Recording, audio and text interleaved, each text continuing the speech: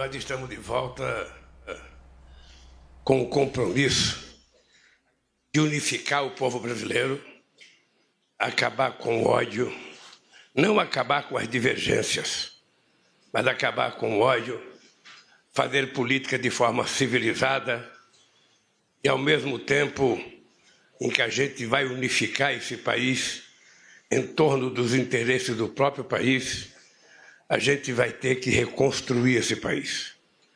Quem já leu o material feito pela coordenação da transição liderada pelo companheiro Alckmin, percebeu que esse país foi semi-destruído naquilo que foram as políticas sociais, educacionais, política de saúde que nós fizemos, política de investimento, tanto em rodovias e ferrovias, quanto, sabe, no Minha Casa Minha Vida, tudo isso foi paralisado e nós, então, estamos com o compromisso de reconstruir esse país.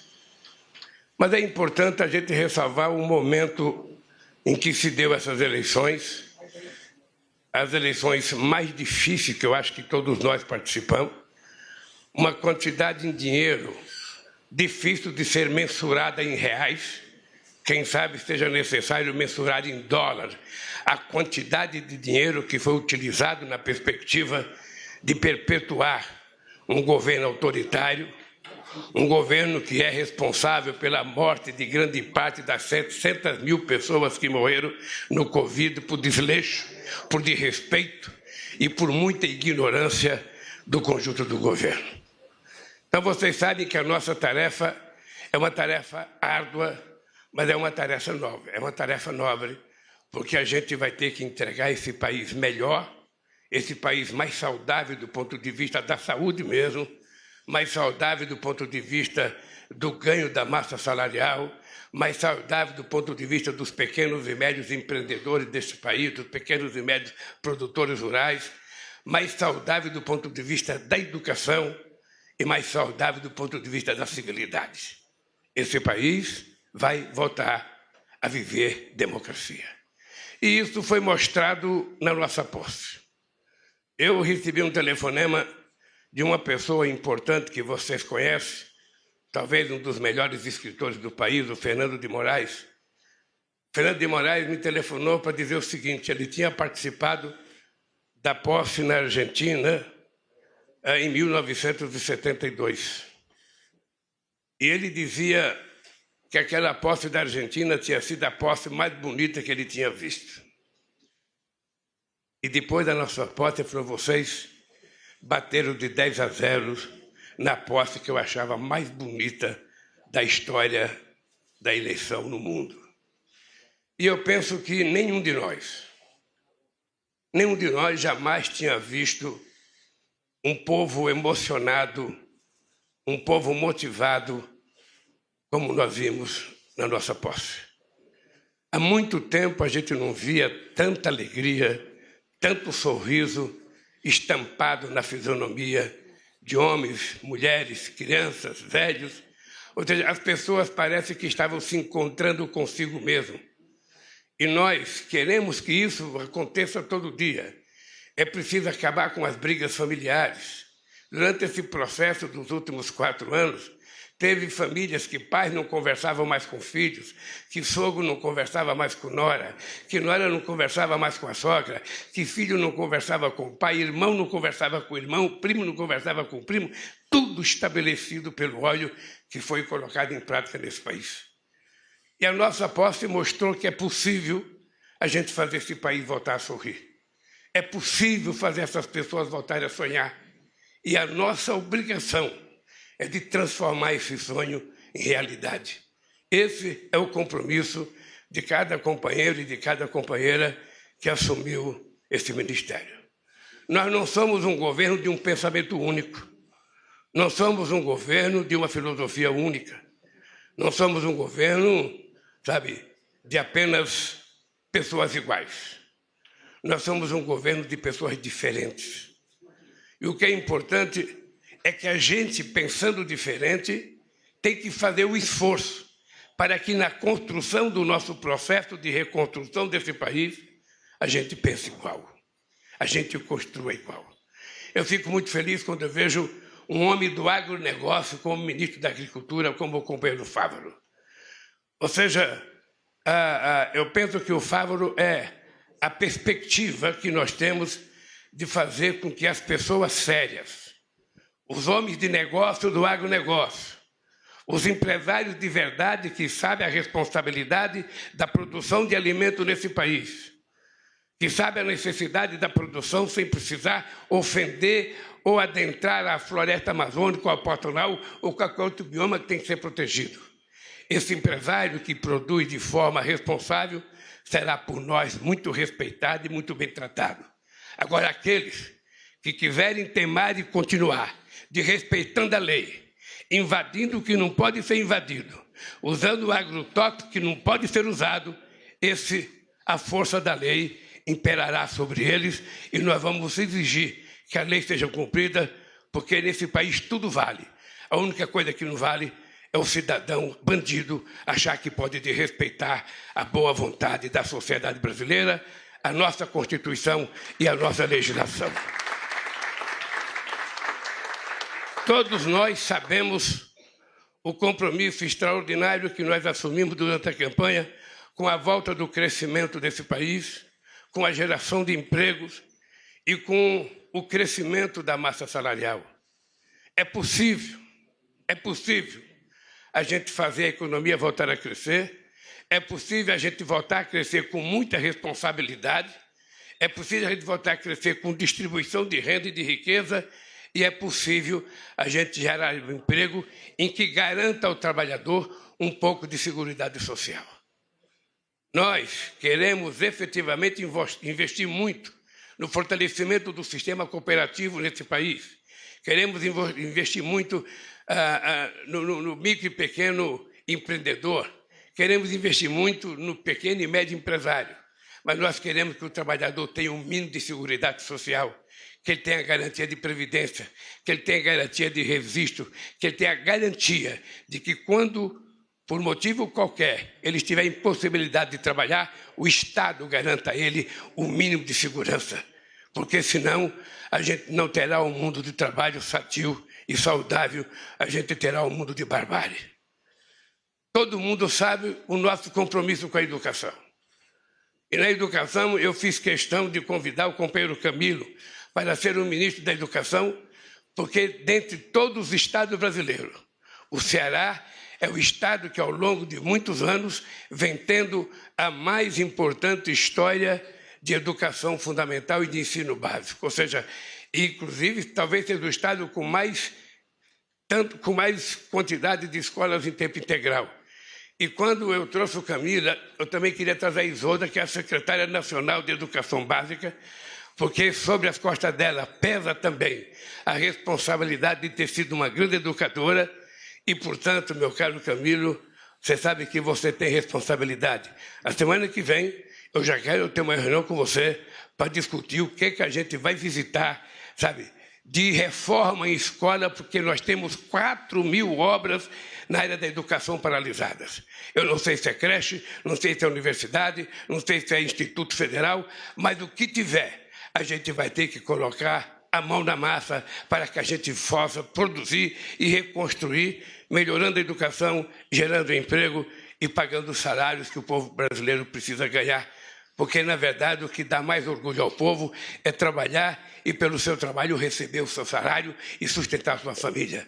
Essa é a forma mais dignificante para um trabalhador e uma trabalhadora conseguir sobreviver. Nós sabemos, Nis, a responsabilidade que está nas suas costas na área da saúde. Essa é uma área que passa ano, entra ano, passa ano, entra ano. E a saúde sempre está um pouco ausente daquilo que é o sonho do povo brasileiro. Nós chegamos a avançar. Nós chegamos com farmácia popular, com o Brasil Sorridente, com o SAMU. Nós chegamos com os médicos ter um avanço muito importante nesse país que simplesmente foi destruído. Em nome de combater qualquer coisa, em nome de tirar, na verdade, aquilo que estava dando certo para o povo daquelas cidades pequenas que não vê médico. Não sei se vocês sabem, mas todo mundo aqui sabe, porque todo mundo aqui já foi governador, já foi prefeito, já foi deputado. Todo mundo sabe que tem cidade nesse país que passa anos sem ver um médico. E muitas pessoas morrem sem ser atendidas pelo tal do especialista, porque ele não tem vaga. Às vezes ele vai no médico, às vezes ele vai numa UPA, é consultado, pede uma consulta no especialista, ele vai marca-se para 12 meses, para 13 meses, para 9 meses, às vezes a pessoa morre sem ter direito a esse médico. Se nós não resolvermos esse problema, nós não estamos fazendo jus ao voto e à expectativa que esse povo depositou em nós. Por isso, meus queridos companheiros e companheiras, nós estamos fazendo essa reunião aqui. Eu sei que nenhum de vocês ainda montou o governo. Nenhum de vocês ainda montou o ministério. Só foi dado a vocês o direito de escolher o secretário executivo e o chefe de gabinete. É importante que até, possivelmente, depois do Rui vai falar, até o dia 24, quem sabe, já tenhamos o governo todo montado. Eu só queria que vocês levassem em conta. Primeiro, eu não tenho vergonha de dizer que nós vamos montar o governo com gente da política muito competente. Vamos montar o governo com gente técnica muito competente. Eu não faço distinção e não quero criminalizar a política. Todo mundo sabe da nossa responsabilidade. Todo mundo sabe que a nossa obrigação é fazer as coisas corretas, é fazer as coisas da melhor forma possível. Quem fizer errado sabe que tem só um jeito. A pessoa será simplesmente, da forma mais educada possível, convidada a deixar o governo e, se cometeu algo grave, a pessoa terá que se colocar diante das investigações e da própria justiça. Eu já carreguei na pele muitas coisas ruins. Eu já presidi esse país 8 anos e fiz muitas reuniões nessa mesa. A mesa era menor, não era tão grande e tão sofisticada, era mais rústica. Mas essa aqui está mais bonita. E eu só tenho um compromisso com esse país. Primeiro, ser honesto com o povo brasileiro e ser leal e honesto com vocês. Eu primeiro sou grato a todos vocês terem aceito o convite que foi feito para vocês fazerem parte do governo. Segundo, muitos de vocês são resultado de acordos políticos, porque não adianta a gente ter o governo tecnicamente mais formado em Harvard possível e não ter um voto na Câmara dos Deputados e não ter um voto no Senado. É preciso que a gente saiba que é o Congresso que nos ajuda. Nós não mandamos no Congresso, nós dependemos do Congresso e, por isso, cada ministro tem que ter a paciência e a grandeza de atender bem cada deputado, ou cada senador, ou cada senadora que o buscar. Porque, senão, quando a gente vai pedir um voto, que a gente vai falar com o deputado ou com o senador, ele diz, não, eu não vou votar porque eu fui em tal ministério, nem me receberam, me deram um chá de cadeira de 4 horas, o ministro nem serviu um cafezinho, uma água. Eu não quero isso. Nós temos que saber que nós é que precisamos manter uma boa relação com o Congresso Nacional e cada um de vocês, ministros, tem a obrigação de manter a mais harmônica relação com o Congresso Nacional. Não tem importância que você divija de um deputado ou do senador. Quando a gente vai conversar, a gente não está propondo casamento. A gente está propondo aprovar uma tese ou fazer uma aliança momentânea em torno de algum assunto que interessa ao povo brasileiro. E eu quero dizer para vocês que vou fazer a mais importante relação com o Congresso Nacional que eu já fiz. Eu já tive 8 anos na presidência e eu quero dizer aos líderes, ao Jacques Wagner, ao Guimarães, ao Randolph, que dessa vez vocês não se preocupem, que vocês vão ter um presidente disposto a fazer tantas quantas conversas for necessário com as lideranças, com os partidos políticos, com o presidente Rodrigo Pacheco e com o presidente Arthur Lira. Não tem veto ideológico para conversar e não tem assunto proibido em se tratando de coisas boas para o povo brasileiro. Então eu quero que vocês saibam, que vocês contem comigo, porque eu tenho consciência que não é o Lira que precisa de mim. É o governo que precisa da boa vontade da presidência da Câmara. Não é o Pacheco que precisa de mim. É o governo que precisa, sabe, de um bom relacionamento com o Senado. E assim nós vamos governar esses 4 anos. Eu tenho dito para todo mundo que esse será o mandato da minha vida. Todo mundo sabe que eu tenho uma obsessão Eu tenho uma obsessão para acabar com a fome nesse país. Eu tenho uma obsessão para garantir e melhorar a saúde para esse povo. E eu tenho uma obsessão porque eu conheço muita gente que morreu com receita no criado e na beira da cama e não tinha R$50 para comprar o remédio. E agora a questão da educação. Nós precisamos, de uma vez por todas, dar um salto de qualidade no ensino fundamental e no ensino básico. É preciso que a gente tome consciência. Se a nossa criança não for bem formada no ensino fundamental, no primeiro, no segundo, no terceiro, no quarto, na quinta série, se ele não for bem formado, ele terá mais dificuldade de amanhã se transformar numa pessoa intelectualmente mais preparada, num profissional mais preparado. E o Brasil precisa dessa gente bem formada, porque o Brasil não pode passar mais um século exportando minério de ferro e só exportando soja ou milho. Nós temos que exportar conhecimento, exportar inteligência, importar coisa mais sofisticada com valor agregado para que esse país dê um salto, deixe de ser um país em desenvolvimento e passe definitivamente a ser um país desenvolvido, fazendo parte daqueles países que se orgulha de ter o seu povo tomando café, almoçando e jantando todo dia, de ter o seu povo com qualidade educacional, de ter o seu povo com qualidade, sabe, de moradia, de ter o seu povo com qualidade de vida, que é o que todos nós prometemos durante toda a nossa vida. Por isso, companheiros e companheiras, nessa primeira nossa reunião, Margarete, se prepare, porque nós vamos ter que fazer uma revolução cultural nesse país. Se prepare que nós vamos fazer. Esse povo precisa de cultura, porque parte da violência que existe nesse país, ela não existe por falta de polícia, Flávio Dino. Ela existe pela ausência do Estado no cumprimento das suas obrigações.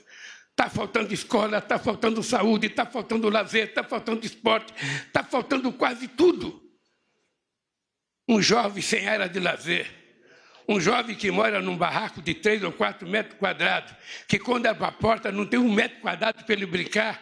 Que jovem nós estamos criando? Que brasileiro ou brasileira saudável a gente está criando? Então o Estado, ao invés de cumprir, ao invés de culpar o povo pobre da periferia, a gente tem que culpar a ausência do Estado e nós vamos fazer um esforço, companheiros, para estar presente aonde o povo precisa de nós. Esse é um compromisso que eu não arredarei o pé. E por isso eu digo todo dia, vocês vão ver um senhor de 77 anos, com energia de 30 só, e que não vai ter 1 minuto de cansaço, enquanto a gente não conseguir resolver o problema dessa sociedade. Nós já provamos uma vez que é possível. Nós já provamos, esse país já foi a 6ª economia do mundo. Esse país já aumentou o salário mínimo em 74%. Esse dia eu fui conversar com uma pessoa que disse, olha, mas agora foi bancarizado 16 milhões de pessoas. E eu disse, mas no meu governo foi bancarizado 70 milhões de pessoas. Nós colocamos uma Argentina e uma Colômbia dentro do sistema bancário, sabe, com mulheres que catam papel, com o pessoal do reciclagem, com o povo de rua abrindo conta na Caixa Econômica Federal. Você tem que ver, Zé Múcia, o que uma mulher chorou a receber o cartãozinho dela da Caixa Econômica, porque ela abriu uma conta. Coisa que para nós não tem nenhum valor. Para o povo pobre tem um valor incomensurável. Por isso, companheiros, eu vou passar a palavra para o companheiro Geraldo Alckmin, que além de ministro, além de coordenador da transição, virou ministro do Desenvolvimento, Indústria e Comércio. Daqui a pouco ele tem mais poder do que o presidente da República e eu vou passar a palavra para o companheiro Alckmin. Obrigado, companheiros, obrigado. Estejam certos que eu estarei apoiando cada um de vocês nos momentos bons e nos momentos ruins. Não deixarei nenhum de vocês no meio da estrada. Não deixarei nenhum de vocês. Vocês foram chamados porque têm competência. Vocês foram chamados porque foram indicados pelas organizações políticas que vocês pertencem. E eu respeito muito isso. E, portanto, esteja certo que vocês terão em mim, sabe, se possível, um irmão mais velho, se possível, um pai. Tratarei vocês como a mãe trata os filhos, com muito respeito, muita educação e exigindo muito trabalho de cada um de vocês e de cada uma de vocês. Obrigado, companheiro.